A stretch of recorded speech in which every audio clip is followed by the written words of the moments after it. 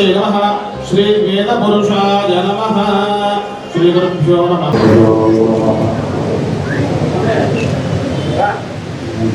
शंकराचार्यं वेदसंवादरायणं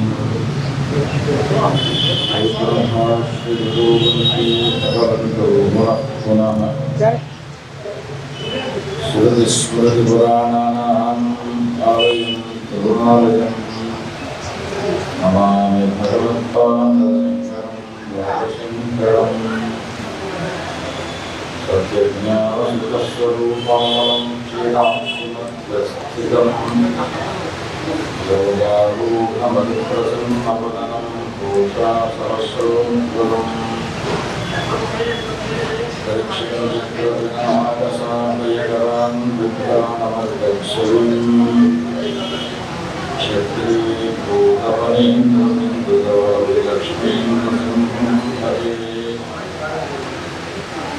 नारायण समारंभां व्यासशंकरमध्यमाम् अस्मदाचार्यपर्यन्तां वन्दे गुरुपरम्पराम् श्रीगुरुभ्यो नमः।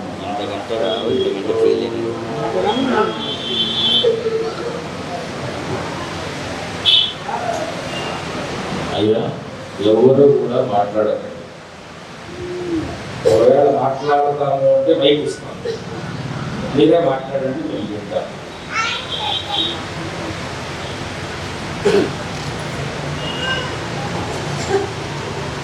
ఇక్కడ అనంతపురం అమ్మవారి యొక్క దేవస్థానంలో సూర్యానగర్ మల్లాలమ్మ దేవస్థానం. ఈ దేవస్థానం గురించి 2 వాక్యాలు నేను చెప్పాలి. ఈ దేవాలయాన్ని నిర్మించాలనుకున్నటువంటి వారు 2 సంవత్సరాల క్రిందట మా దగ్గరికి కొత్తగిరిలో మేము అనుష్ఠానం చేస్తుండగా వచ్చారు. దేవాలయ నిర్మాణం చేయాలి, అమ్మవారు ప్రతిష్ఠ గావించాలి. ఆ ప్రతిష్టకు సంబంధించినటువంటి ఒక ఉత్కృష్ట విశేషాన్ని వారికి చెప్పారు. ఈ ప్రతిష్ట కావాలి అంటే ముందు ఏం జరగాలి అనేటువంటి, అది దీర్ఘమైనటువంటి విషయాలు కాబట్టి ఆ ప్రస్తావన ఇప్పుడు చేయట్లేదు. 2 సంవత్సరాలలో 3 సార్లు అమ్మవారిని మేము ప్రతిష్ఠించాలని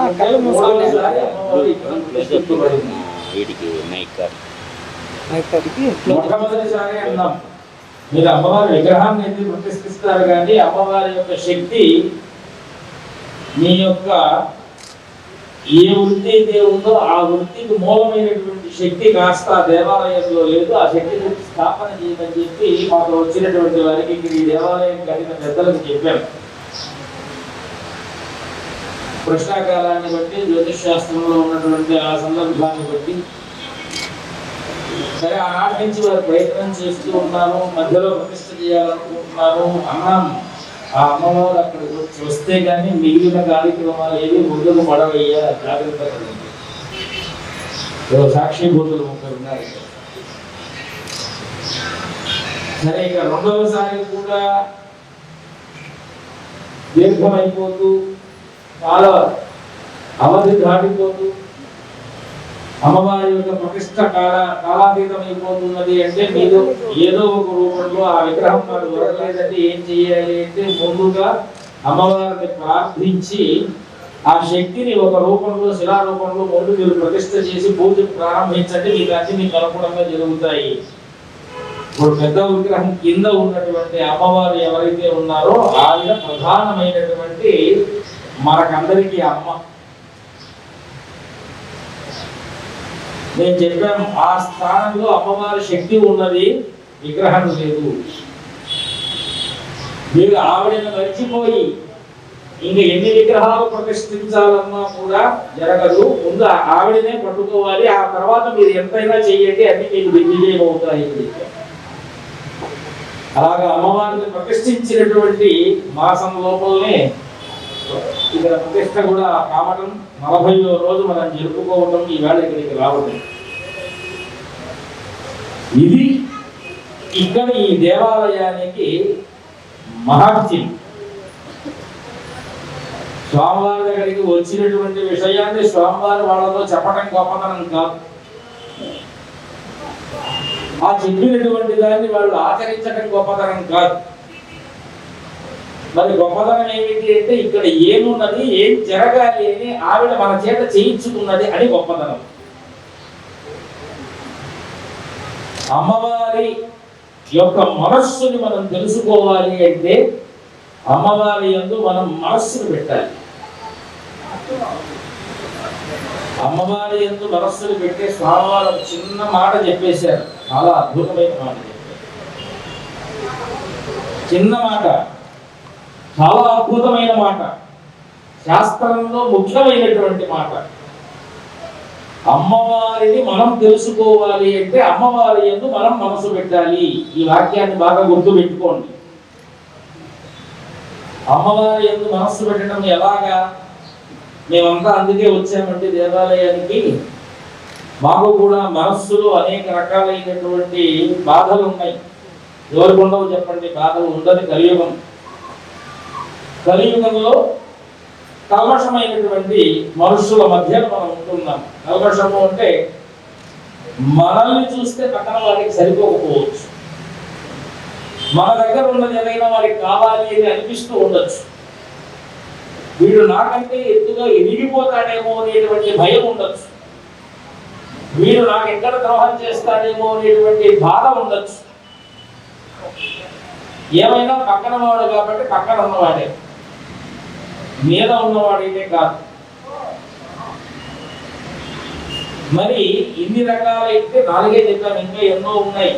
మనకు పడుతూ ఉంటాం, కాలంలో లేస్తూ ఉంటాం, అనారోగ్యాలు వస్తూ ఉంటాయి, అనేక సమస్యలు, అప్పుల సమస్యలు ఉంటాయి, శత్రువుల బాధలు ఉంటాయి. అన్నిటి నుంచి కాపాడేటువంటి శక్తి ఏది అంటే మీ మనస్సే మిమ్మల్ని కాపాడు.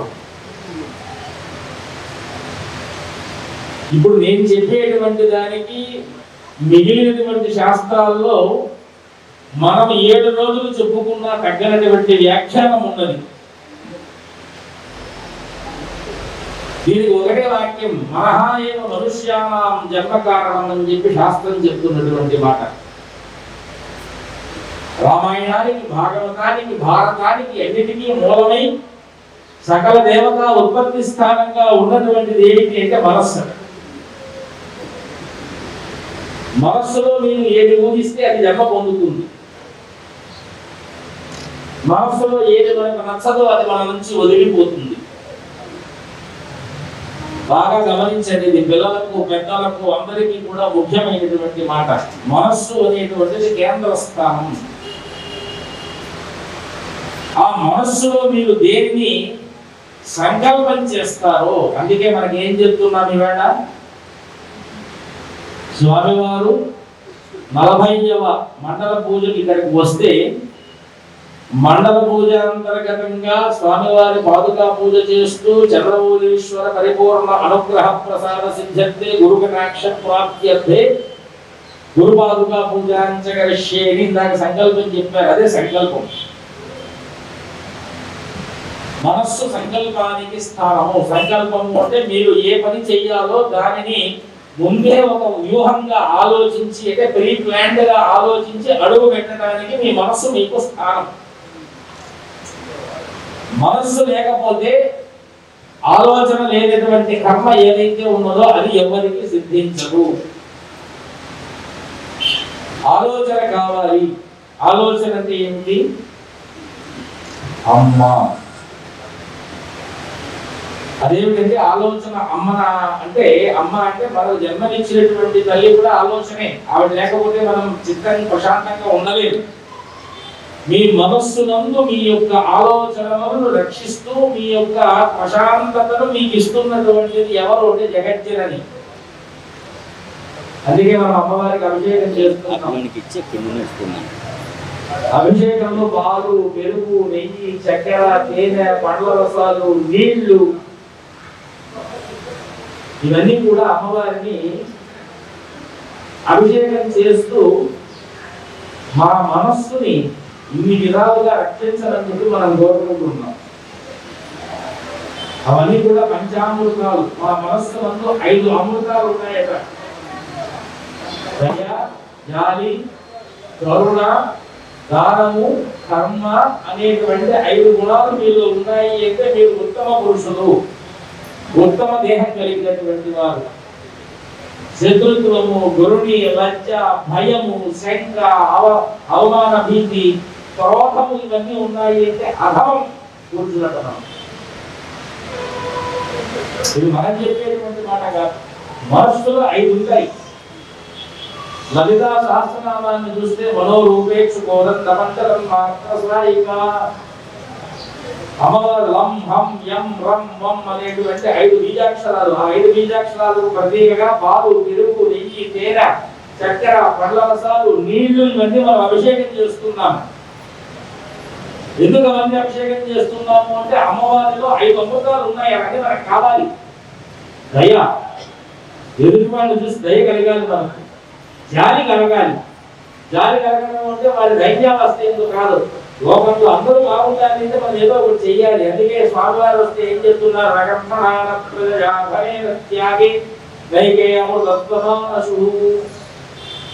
త్యాగం చేస్తే కదా నీళ్ళు అమృతం పుట్టేది. త్యాగం చేయకుండా ఉంటే నీకు అమృతం ఎక్కడి నుంచి వస్తుంది? త్యాగము అంటే ఎదుటి వారు బాగుండడం కొరకు మనం చేసేటువంటి పనిని త్యాగం అంటాం. మనకు ఉపయోగపడకపోయినా సంఘానికి ఉపయోగపడుతుంది అంటే నీకు ఇష్టం లేకపోయినా ఆ పని చేయడం త్యాగం. అది నీ మనస్సు నుండి బలాన్ని, ధైర్యాన్ని, యశస్సును, కీర్తి, ఆయుష్ని అన్ని కలగజేస్తుంది. అదే నీకు భయం ఉందనుకోండి, మరణాన్ని కలగజేస్తుంది. అందుకే మరణానికి, చీకటికి, రెండింటికి భయపడేవాడు కాకనే మనం ఏమంటున్నాడు అంటే దేహుడు అంటున్నాం. అంటే ద్వైతావస్థ స్థితిలో బతుకుతున్నటువంటి వాళ్ళని అన్నాం. ద్వైతావస్థ అంటే 2 అవస్థలు ఎందుకు బతుకుతున్నాం? చావుకు, పుట్టుకకు, జననానికి, మరణానికి, దివారాత్రాల మధ్య, మనస్సు శరీరాల మధ్య, సంసార సంకటాల మధ్య, ఇలా ఎప్పుడు కూడా వివిధములైనటువంటి వాటి మధ్య నడుస్తున్నాం కనుకనే మనం సాంసారికమైనటువంటి జీవులం అవుతున్నాం. అందుకే అమ్మవారిని ఎందుకు ప్రార్థించాలి అంటే సహః పరుషదతి దుర్గాణి విశ్వ నావేవ సింధుం దురితాత్యగ్ని. ఇది వేదమంత్రం. ఈ సంసారం అనేటువంటిది ఎలా ఉన్నది అంటే అగ్నితో సమానమైన సముద్రం. ఎప్పుడైనా నీటి సముద్రాలను చూశారు కానీ అగ్ని సముద్రాలను చూశారండి? ఎవరైనా సరే అగ్ని సముద్రాన్ని చూశారా? మనం ఉండేదే అగ్ని సముద్రం. నిరంతరము ఆలోచనల్లో తమించిపోతుంటాం. చూసారా? తమించిపోతుంటాం. తాపము అంటే కాలిపోవడం. మనం నిరంతరము ఏం చేస్తున్నాము? ఆలోచనల్లో కాలిపోతున్నాం. ఆలోచనల్ని ఏమన్నారు అంటే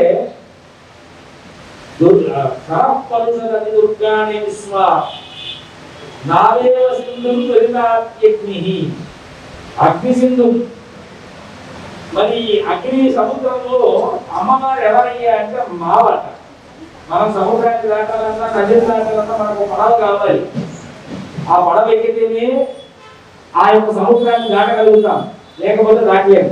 నదిని దాటాలన్నా, కాలం దాటాలన్నా మనకు పడవ కావాల్సిందే.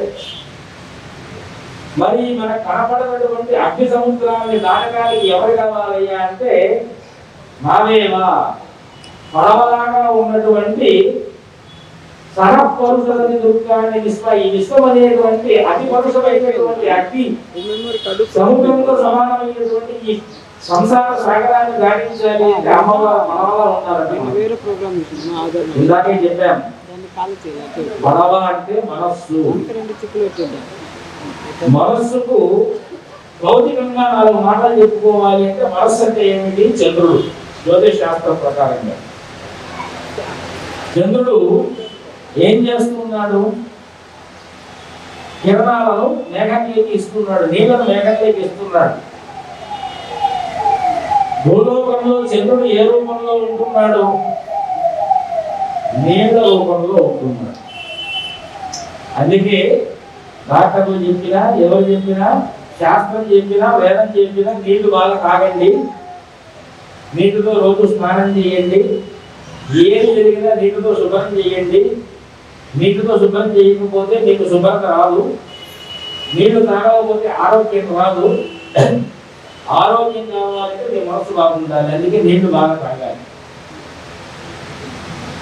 వేదంలో సోమో ఓషధీనామతి అని శాస్త్రం ఉన్నది మనకు. చంద్రుడు ఓషధీ గుణం కలిగిన వాడట. ఓషధులు అంటే మెడిసిన్ కారకుడు వాడు. మెడికేట్ చేస్తాడట మనల్ని. ఆ సోముడు మళ్ళీ ఇంకో దేనికి అధిపతి నీటికి అధిపతి. ఆ నీటికి అధిపతి అయినటువంటి చంద్రుడు ఎవరయ్యా అంటే మన జీవితంలో 4వ మృత్యువు. ఇది బాగా వినండి. మనం దేనికి భయపడుతున్నాము? మృత్యువుకు భయపడుతున్నాం. మనం దేనికి భయపడుతున్నాము? చీకటికి భయపడుతున్నాం. ఇదే ఈ వేటి రోజు మనకి వినవలసినటువంటి మాట. పిల్లలకైనా మృత్యువుని చూస్తే భయం, ఎవరికైనా మృత్యువు అంటే భయమే. మరి లోకంలో ఎన్ని మృత్యువులు ఉన్నాయి? వేదం చెప్తున్న మాట మీకు చెప్తున్నా, శ్రద్ధగా వినండి. మనకి కేవలం 5 నిమిషాల్లో మృత్యువుని తెలుసుకోవాలి. మనం వేద పండితులు ఇక్కడ ఉన్నారు. అరుణంలో అవమాహుపరం మృత్యుం పవమానంతు మధ్యమం అగ్నిరేవామో మృత్యుః చంద్రమాశ్చతురుచ్యతే. 4వ మృత్యువు చంద్రుడట. అంటే మీ మనస్సేదయ్యా మృత్యువు మిమ్మల్ని చంపేస్తుంది. ఎందుకంటే మృత్యువు ఇంకొకటి లేదు. 4వ మృత్యువు మనస్సు ద్వారా అగ్నిరేవామో మృత్యుః, లోపల మిమ్మల్ని తగ్గింపజేస్తుంది అగ్ని. ఆ అగ్ని ఎలా ఉన్నది అంటే ఆకలి రూపంలో ఉన్నది. కేవలం ఆకలి అంటే తినే ఆకలి కాదు, కంటికి ఆకలి, చెవికి ఆకలి, ముక్కుకు ఆకలి, నోటికి ఆకలి. అందుకే ఎవరితోనైనా మాట్లాడటానికి మొదలు పెడితే నోటి ఆకలి తీరదు, మాట్లాడుతూనే ఉంటాం. అది నేనైనా మీరైనా. తినడానికి ప్రారంభం చేస్తే ఆకలి తొందరగా తీరదు, తింటూనే ఉంటాం. పొగటానికి ప్రారంభం చేసామా నోటికి ఆకలి తీరదు, పొగుడుతూనే ఉంటాం. ఎందుకు అంటే నోటికి ఆకలికి కావలసిన ఆహారం ఏమిటంటే వాక్కులట.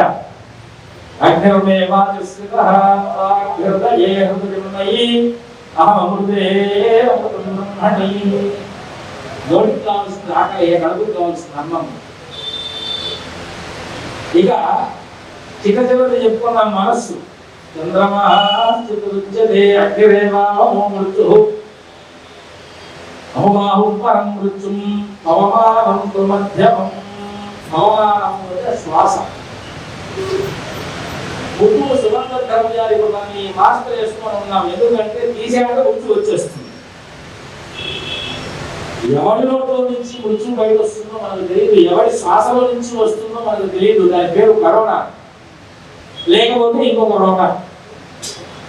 దానికి మనమంతా కూడా ధరోనా భయపడుతున్నాం. శ్వాస అనేటువంటిది చాలా ముఖ్యమైనటువంటిది. అది ఎక్కువగా వదిలేసామనుకోండి, ఇక్కడ చెప్తున్నాం దీని మృత్యు ఎలా అంటే ఉద్రేక పడిపోయి భయంతో ఉండి కోపంతో కానీ ఎక్కువ ఆశతో కానీ ఎక్కువ శ్వాసలు ఖర్చు అయిపోతాయి. మనిషికి 21,600 చొప్పున రోజుకు నియమించినటువంటి శ్వాస. ఇలాగా 100 సంవత్సరాలు. ఒక రోజులో ఒక మనిషి 21,600 శ్వాసను మాత్రమే తీసుకుంటాడు అని రోజులే.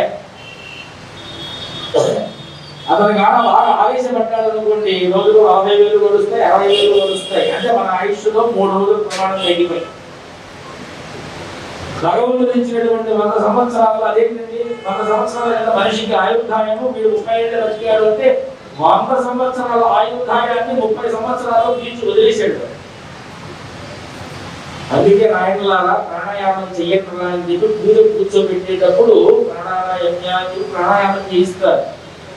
ప్రాణాయామము అంటే ప్రాణాన్ని నియమించడం. దాని ద్వారా మీరు త్రికాలంలో ఆ ప్రాణాన్ని నియమిస్తూ ఉంటే ఎక్కువ శ్వాసలు ఖర్చు కాకుండా అందుతూ ఉంటుందన్నమాట.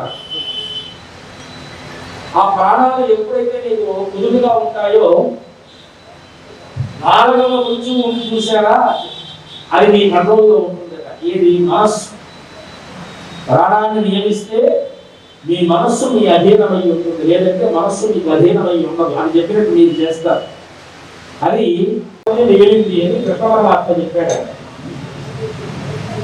సూర్యం తేజక్షు శాస్త్రం చెప్తున్నటువంటి మాట, ఆ మొట్టమొదటి మృత్యువు ఎక్కడి నుంచి మీ లోపల ప్రవేశిస్తుందంటే మీ గడ్డి నుంచి ప్రవేశిస్తుంది. ఈ చక్షువుల ద్వారా ప్రవేశించింది పవమానమైనటువంటి శరీరంలో వాయువుని ఉద్రేకపరుస్తూ, తద్వారా కడుపులో ఉన్నటువంటి జగనాగ్ని అహం వైశ్వానరో భూత్వా ప్రాణినాం దేహమాశ్రితః ప్రాణాపాన సమాయుక్త పచామ్యన్నం చతుర్విధమని అధికంగా తినేయటము, అల్పంగా ఉండటము, లేకపోతే అధికంగా తినడం వల్ల రోగం రావటము, ఎప్పుడూ కూడా అధికంగా ఆవేశపడేటువంటి వాడు, అయ్యా శ్రద్ధగా వినండి, అధికంగా ఏదైనా చూడాలి అనుకోని కన్నింటిని ఇట్లా చూస్తూ అన్నింటినీ ఆవేశంగా ఆశగా చూసేటువంటి వాడు, ఉద్రేకపడుతూ ప్రాణవాయువులని వృధా చేసుకునేటువంటి వాడు, వాడి మనస్సు వాడికి అధీనమై ఉండదు. అందుకే 4 మృత్యువులు వేదంలో చెప్పబడ్డాయి. ఈ 4 ద్వారా నేను మనుష్యుని కంట్రోల్ చేస్తానని పరమాత్మ సృష్టిలో పెట్టాడట. అవమాహు పరం మృత్యుం అవమాహం మధ్యమం అగ్నిరేవామో మృత్యుః చంద్రమాశ్చతురుచ్యతే ఆభోగాస్తేన సంయంతి. ఆ సంయమం ఎట్లా చేస్తున్నామంటే వీటి చేత వాళ్ళందరినీ కూడా నియంత్రిస్తున్నా అని పరమాత్మ చెప్పాడు. పరబ్రహ్మ ఎవరు ఆయన అంటే నారాయణుడు. సరే ఇది వేదార్థం లేదు, మనం వెంటనే 4 మృత్యువులు ఉన్నాయి అది మనం తెలుసుకుంటున్నాం, రోజు చచ్చిపోతూ ఉన్నాం, మనమేం బతికలేదు. కానీ శరీరం పడిపోకుండా ఉన్నది ఎందుకు అంటే మనం పరమాత్మను పట్టుకొని ఉన్నాం కనుక, అమ్మవారి యొక్క ఆరాధనలో ఉన్నాం కనుక. ఇంకా భూమి నందు బాగా వినండి, హైందవ మతం బతికి ఉన్నది కనుక భారతదేశము భూమి నందు ఉన్నంత వరకు ప్రాణికోటికి ఎటువంటి ఇబ్బంది లేదు.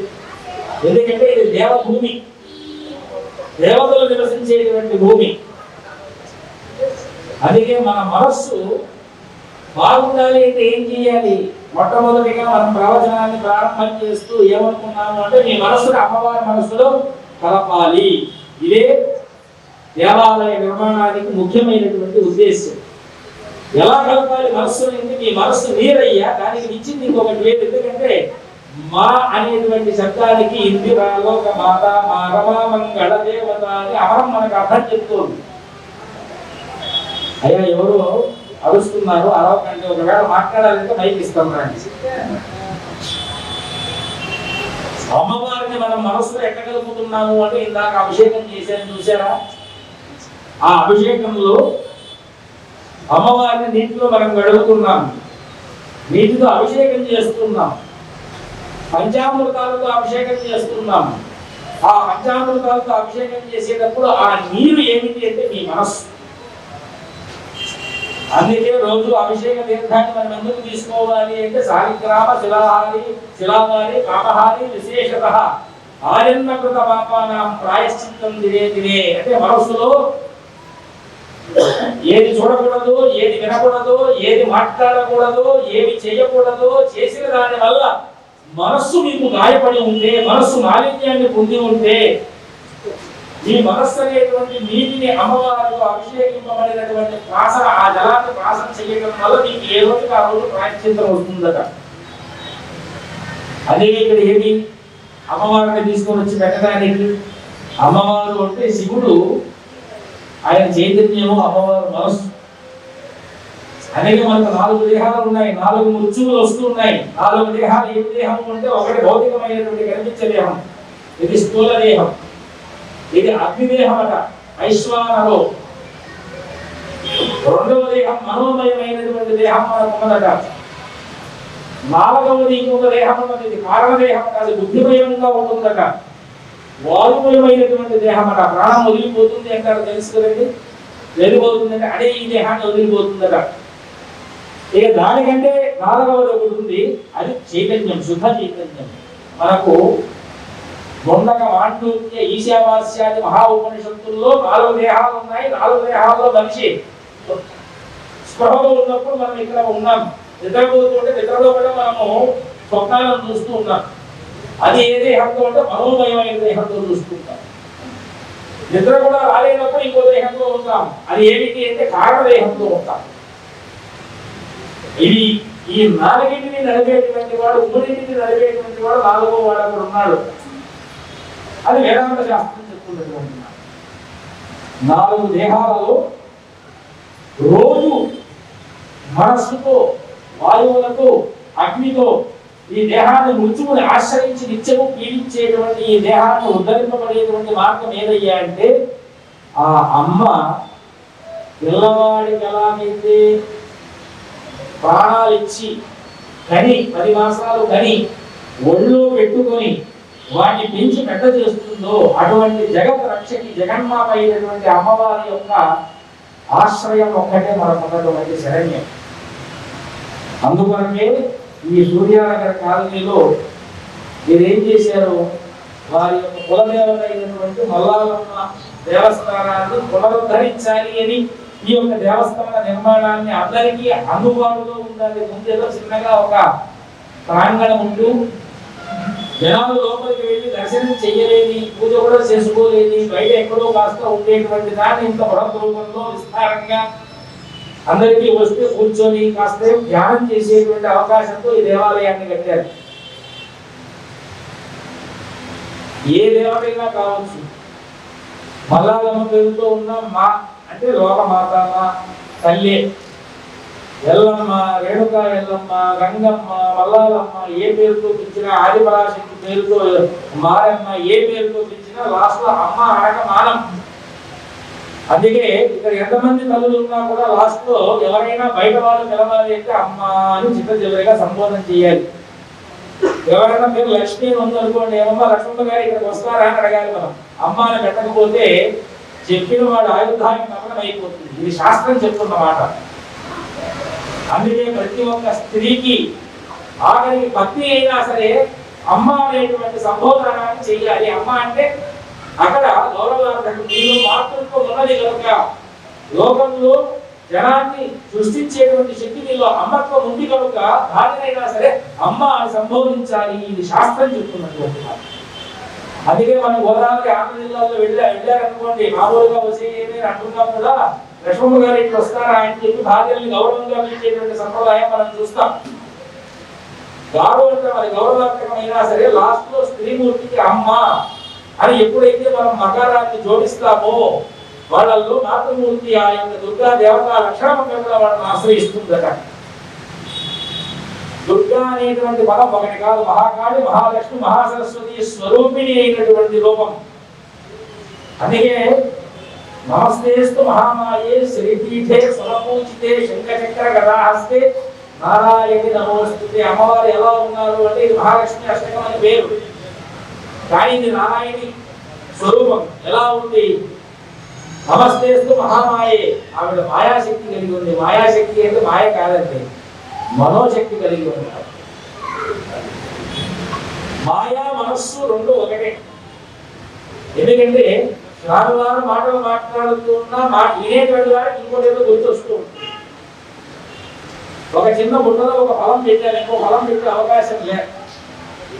కానీ మనస్సు అనేటువంటిది ఎంత ఉంటుంది అంటే దర్భం కొన ఉంటుంది చూసారా, అంత చిన్నగా ఉంటుందట. దాంట్లో ఎంత పడుతుంది అంటే యావత్ బ్రహ్మాండం పడుతుంది. మామూలుగా ఒక మాట మాట్లాడితే రెండో మాట మాట్లాడటానికి మనం ఆలోచిస్తాం. కానీ మనిషి మనస్సు ఎలాగా మనం మాట్లాడుతూనే ఇంకో పది ఆలోచిస్తూ ఉంటాం. అందుకే అక్కడ ఏమున్నది అంటే నమస్తేస్తు మహామాయే. ఆ పీఠం పేరు ఏమో తెలుసా? మీ మనస్సు యొక్క పీఠం పేరు శ్రీపీఠే. స్త్రీ అనేటువంటి శక్తి ఎక్కడ ఉన్నది అంటే శ్రీ అనేటువంటి పీఠం మీద ఉన్నదట. మామూలుగా శ్రీకి పీఠాలు అంటుంటారు.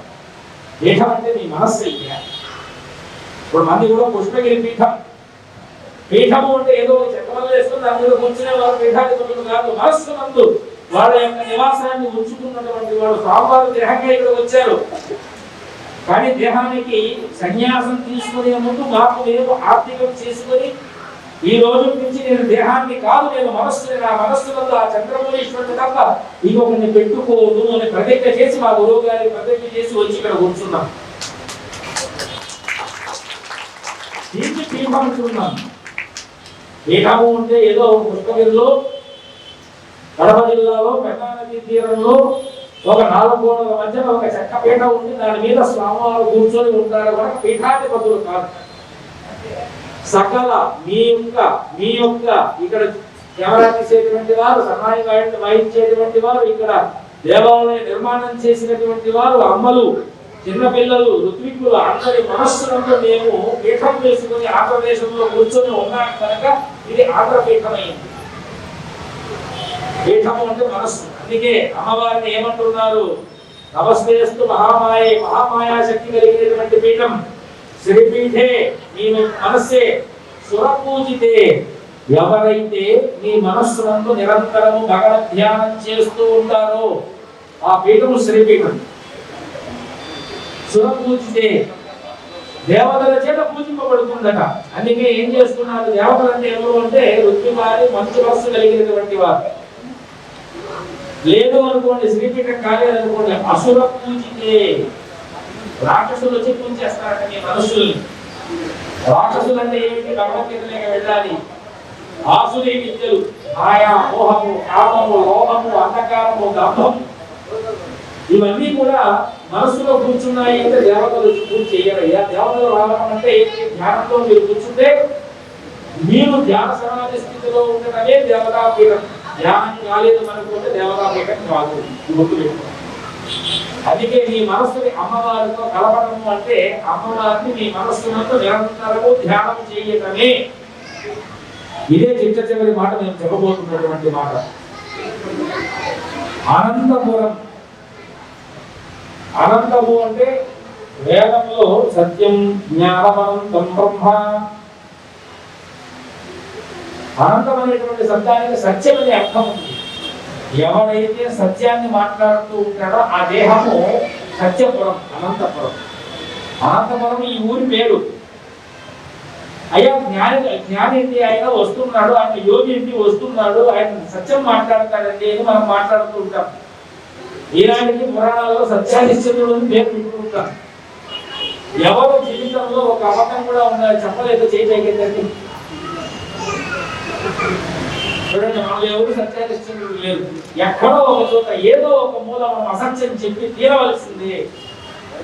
ఒక్క అసత్యము మనకున్న జ్ఞానాన్నంతా హరిస్తుందట. మరి ఇన్ని చెప్తున్నారు కదండి స్వామి, అసత్యాన్ని చెప్పకుండా ఉండడానికి మార్గం చెప్పండి ఏం మీరు అడగాలి నన్ను. దానికి ఒకటే శాస్త్రం చెప్పింది, నిరంతర భగవద్ ధ్యానం. దీనికి మించినటువంటి వేరే మార్గమే లేదు. కళ్ళు తెరిచారా మీరు అసత్యంలోకి వెళ్ళిపోయినట్టే. ఎందుకంటే కనిపించేదంతా అసత్యమే. మరి అసత్యాన్ని కనిపిస్తూ అసత్య కర్మలో బతకాలి అంటే మీకు సత్యాన్ని చూపించేటువంటిది అమ్మవారు. అందుకే నిరంతరము ప్రహ్లాద, నారద, పరాశర, పుండరీక, వ్యాసాంబరీష, భాగవత, పుంగవ, హృన్నివాస, భక్తానురక్త, పరిపాలన, పారిజాత, లక్ష్మీ నృసింహమదేహి కరుణావలంబమని ఎందుకు శంకర భగవత్పాదులు పూజ చేశారంటే, అయ్యా లోకంలో నేను చూసేదంతా అసత్యమే, కానీ దాని ఎందుకు సత్యం ఏదో నాకు తెలియకుండా ఉన్నది. ఏ నీ భక్తులు ప్రహ్లాద, నారద, పరాశర, పుండరీక, వ్యాస, అంబరీష, భాగవతాదులందరూ ఏ మార్గాన్ని అవలంబించాలో ఆ మార్గాన్ని నేను అవలంబిస్తా అని నిరంతరము భగవన్నామ స్మరణ చేస్తూ ఉన్నటువంటి వారికి మాత్రమే సత్యం కనిపిస్తుంది. అంటే ఎవరైనా ఒకడు వచ్చాడు, మంచి మాటలు చెప్పాడు, మిమ్మల్ని మోసం చేయాలనుకున్నాడు, మీరు ఆ మాయలో పడిపోతారు. మరి మీకు సత్యం, వీడు దొంగ, వీడు మాటలు మనం నమ్మకూడదు, మీకు బుద్ధిలో సత్యం ఎక్కువ వస్తుంది. నిరంతర భగవన్నామ స్మరణ చేస్తూ వస్తుంది. దాన్నే ఉపనిషత్తులు ఏమన్నాడు? సత్యం జ్ఞానం అనంతం బ్రహ్మ. మీరు సత్యాన్ని చెప్పండి. సత్యం మాట్లాడితే చెప్పలేము, మనస్సులో ఉండాలి సత్యం. ఆ మనసులో అమ్మవారి ధ్యానం ఉండాలి, ఆ మనసులో విష్ణువు యొక్క ధ్యానం ఉండాలి. మీ సొంత భగవంతుడు, ఇష్ట భగవంతుడు ఎవరైతే ఉన్నాడో ఆయన ధ్యానం చేస్తూ పక్కన వాడితో మాట్లాడటం తగ్గిస్తే మీరు సత్యం చెప్పినట్టే. పక్కన వాడితో మాట్లాడినంత కాలం మీరు అసత్యం చెప్తూనే ఉంటారు. ఇదే లోక విహితమైన సత్యం.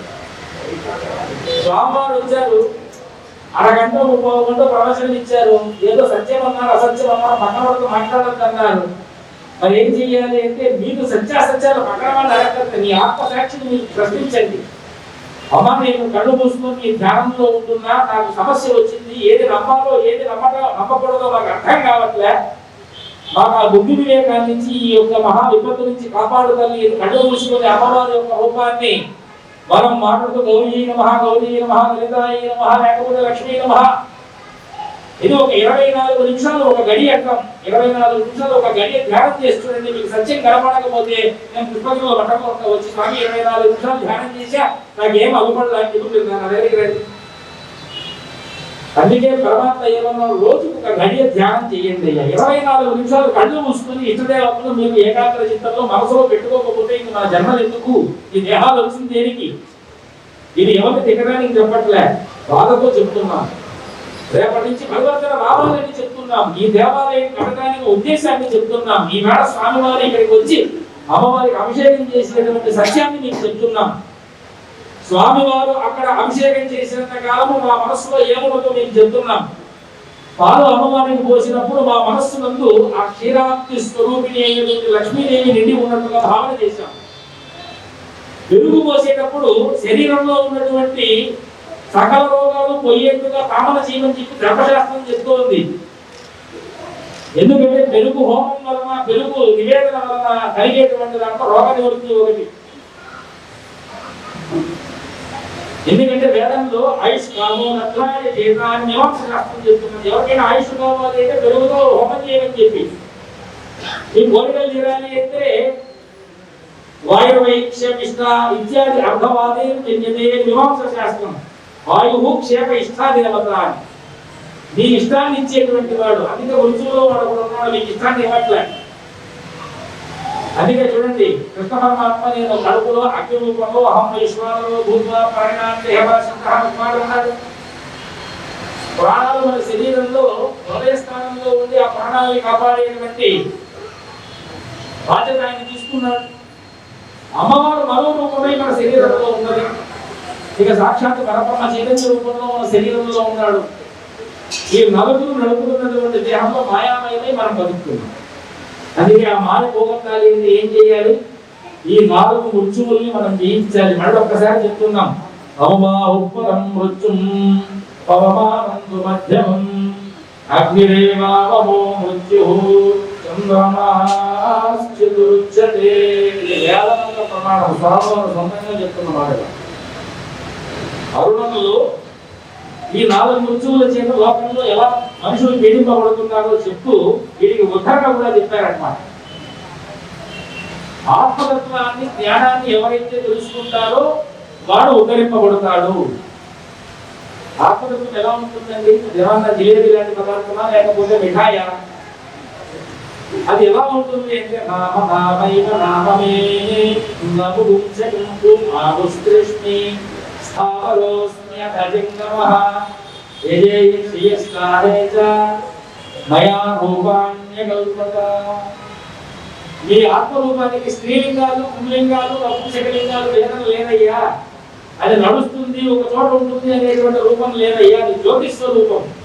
యక్షి అన్నారు దాన్ని. యక్షి అంటే మనం దీపం వెలిగిస్తాం మొట్టమొదటి పూజ ప్రారంభం చేసేటప్పుడు.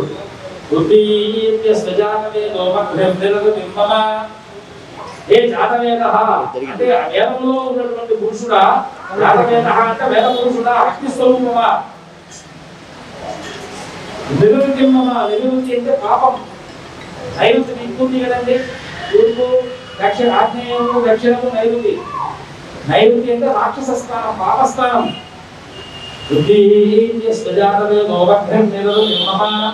హే అగ్ని మమ నిరుతి అపసర, తీసేవయ్యా అని చెప్పి మనం దీపాన్ని వెలిగిస్తాం. అంటే దీపాన్ని వెలిగించడం అంటే అర్థం ఏమిటి? మన పాపాలు పోవడం. ఇంట్లో ఎంతమంది దీపాలు వెలిగిస్తున్నారు? లైట్లు వేస్తున్నాం మనం. లైట్లు వేస్తే పాపం పోదు, దీపాన్ని వెలిగిస్తేనే పాపం పోతుంది. అందుకే ధూప దీప నైవేద్యాలు దేవాలయానికి. కృష్ణ పరమాత్మ అది కూడా చెప్పాడు. పత్రం పుష్పం ఫలం తోయం యోమే భక్త్యా ప్రయచ్చతి. ఎవరైనా చేతికి ఊరికే వస్తారా దేవాలయానికి? కనీసం ఒక గ్లాసులో నీళ్లు తాగయ్యా. నీళ్లు తెచ్చి దేవాలయంలో అక్కడ అమ్మవారికి నివేదన పెట్టి తాగి వెళ్ళిపోండి, మళ్ళీ నాకు ఆ నీళ్ళు కూడా ఇవ్వక్కర్లే. లేదు, ఒక ఆకు తీసుకురండి. ధూమం ఎక్కువ, వాయువు ధూమం ఉంది, సూర్యుడు దీపం ఉన్నాడు, ఇద్దరు నీళ్లు మీరు పెట్టలేరు అమ్మవారికి. ఇందాక చెప్పా, మీ మనస్సుని అమ్మవారికి మనస్సులో లయం చేసి మీరు బతకాలి అంటే ఏమిటి? అమ్మవారికి నివేదించిన పదార్థాలను తినాలి, అమ్మవారిని చూస్తూ బతకాలి, అమ్మవారి దేవాలయంలో ధ్యానం చెయ్యాలి. ఇలాగ మనం కొద్ది కొద్దిగా భగవత్ శక్తిని శరీరంలో లీనం చేసుకుంటూ ఉంటాం. ఇదే ఉపాసన అన్నారు. అయ్యా అమ్మవారి ఉపాసన పెట్టి ఆయన త్రికాల జ్ఞానాలు సిద్ధిస్తాయి అయితే మనకెందుకు సిద్ధించకపోతే మనం అమ్మవారి యొక్క తీర్థం ఏ రోజు దేవాలయానికి వెళ్ళి తీసుకోం. కొంతమంది తీసుకుంటారు, తీసుకున్నా ఏదో ఆలోచనతో తీసుకుంటాం, అమ్మవారి యొక్క భావంతో తీసుకుంటాం. మనకు సమయం లేదు కనుక చెప్పుకుంటూ పోతూ ఉంటే చాలా ఉంది. కానీ ఏది చేసినా ఇదిగో అమ్మవారు పండు ప్రసాదం ఇచ్చారా, ఇది అమ్మవారి నేను తీసుకుంటున్నా, నా లోపల వచ్చేసింది అమ్మవారు. ఈ భావనతో మీరు చెయ్యండి. అమ్మవారు మీ లోపల సత్యం అనేటువంటి జ్ఞానాన్ని మీకు సమస్త సన్మంగళాలను కలిగింపజేసేటువంటి రూపంగా మీ శరీరంలో మీ మనస్సులో స్థిరమై ఉంటుంది అనేటువంటి మాటకి ఈ యొక్క సభ కారణంగా చెప్తూ, సమయాతీతం నాకు ప్రయాణానికి సమయం కూడా అవుతున్నది. మళ్ళీ 3 గంటలు ప్రయాణం కావాలి. మేము చేరేటప్పటికి 3 అయిపోతుంది కనుక మీ 3ను పాడు చేయకుండా మేము 3 లోపల అక్కుమూరు కడప ప్రాంతం చేరుకోవడానికి ఇప్పటి నుంచి ప్రస్థానం కావలసినటువంటి సమయం ఉంది కనుక మరో ఇంకొకసారి శుభ సందర్భంలో మా ఋత్వికులు ఇక్కడ ఉన్నటువంటి దేవాలయ యాజమాన్య కమిటీ సభ్యులు ఇంకొక కార్యక్రమాన్ని సంకల్పిస్తే ఆ కార్యక్రమానికి మేము వచ్చి మరణంలో ఇంకో సమయాన్ని మనం తీసుకుందాం. నిజానికి ప్రతిష్టా కాలానికి మాకు 2-3 రోజుల నుంచి ఆరోగ్యం సరిగ్గా తిరుగుతూ ఉన్నాం వారంలో వాటిల్లో. సరే ఈ ఒక్కరోజు ఇక్కడ ఉండి రేపటి మళ్ళీ మేము మా హైదరాబాద్ బయలుదేరి వెళ్ళిపోవాలి. దసరా నవరాత్రి ఉత్సవాలు ఉన్నాయి. మాట రాకపోయినా బాగా కష్టపడి లోపల నుంచి శబ్దాన్ని బయట తీయాల్సి వచ్చినా మిమ్మల్ని చూస్తే ఆ అమ్మవారు శరీరంలో మనస్సులో కలిగి మీకు ఏం చెప్పాలి అనేటువంటిది ఆ క్షణానికి ఆవిడ నాకు స్ఫురింప చేస్తుంది అనేటువంటి భావంతో నేను చెప్పిన మాటలో మీకు ఏదైనా నచ్చి ఉంటే అర్థం తీసుకోండి, నచ్చకపోతే అమ్మవారి సమర్పించేసి. కనుక తప్పులు ఏవైనా ఉన్నాయి అంటే అది నావి. స్వామివారు ఈరోజు ఇక్కడికి వచ్చి మాకు మంచి చెప్పారు అంటే అవి మీవి. ఈ సభ శివస్వరూపం. అందుకే మనకు ఏం చెప్తున్నాము, సభాయే నమః శివాయే నమః అంటాం. మీరు చూసే చక్షువులు ఏవైతే ఉన్నాయో అవన్నీ కూడా లోకంలో ఉన్నటువంటి నక్షత్ర మండలాలు. ఈ నక్షత్ర మండలాలు శివుడిని చూస్తూ ఉన్నాయి అంటే అక్కడ ఆచారం రాకూడదు. అందుకే గురుమారుగా పూజ చేశాం. ఏదైనా చెడు ఉంటే గురుమారుగా పూజతో పోతుందట. ఇందాక అడిగారు ఈ దేవాలయం ఎలా ఉన్నది, నాకు ఏమైనా మీరు గురించి కాస్త చెప్తారని. గురుపాదుగా పూజ చేసుకున్నారుగా శంకర భగవత్పాదుగా పూజ కనుక మీకు ఏ దేశం దోషాలు లేకుండా ఆ వాదాలు దోషాన్ని అపహరించి మీకు వృద్ధి ఇస్తూ శుభకామనలు తెలియజేస్తున్నాయ్యా. కనుక మీరందరూ తీర్థ ప్రసాదాలకు సమయమైంది. అమ్మవారిని మనం తీర్థం తీసుకున్నా, ప్రసాదం తీసుకున్నా, స్వామివారి మాటలు గుర్తుపెట్టుకున్నా. అక్కడ అన్నం కాదు ఉన్నది, జలం కాదు ఉన్నది అమ్మవారు. అమ్మవారిని అభిషేకించి అమ్మవారి యొక్క ఎడంప చేతిలో ఒక పాత్ర ఉన్నది. అందరికీ తీర్థాన్ని ఇవ్వాలి. ఆ పాత్రలో పంచామృతాలు వేసి వచ్చాం మేము. ఆ తీర్థాన్ని తప్పకుండా తీసిపెట్టి ప్రతి ఒక్కరూ కూడా ఈ రోజు నుంచి ఇక్కడ అమ్మవారి శక్తిని నేను చెప్పాను. ఎందుకంటే అక్కడ అమ్మవారు వెలియబడడానికి ముందు ప్రతిష్టగా చెయ్యలే. తనకు కావలసినటువంటి రూపాన్ని తెచ్చి ప్రతిష్ట చేసిన తర్వాతే ఈ ప్రతిష్ట జరిగింది. అది చేసిన వారి గొప్పతనమో చెప్పిన వారి గొప్పతనమో కాదు, చెప్పించిన వారి అమ్మ యొక్క గొప్పతనం. ఆ గొప్పతనాన్ని మీరు గుర్తిస్తారని ఈ మాట చెప్తూ స్వస్తి ప్రజాభ్య పరిపాలయంతాం న్యాయేన మార్గేణ గోబ్రాహ్మణేభ్యో నిత్యం లోకాః సమస్తాః సుఖినో భవంతు. కాలే వరుషదు పర్జన్యః పృథివీ ఉత్తరాయణీ దేశో విశ్వో గ్రహితో బ్రాహ్మణాః సుఖరభ్యః పవిత్రా పుత్రిణస్సంతు పుత్రిణస్సంతు భూత్రిణః అదనాః సదనాః సంతు జీవంతో జరదాం హర నమః పార్వతీ పతయే హర మహాదేవ. ఏడుగోడ వెంకటరమణ గోవింద ఆంజనేయ గోవింద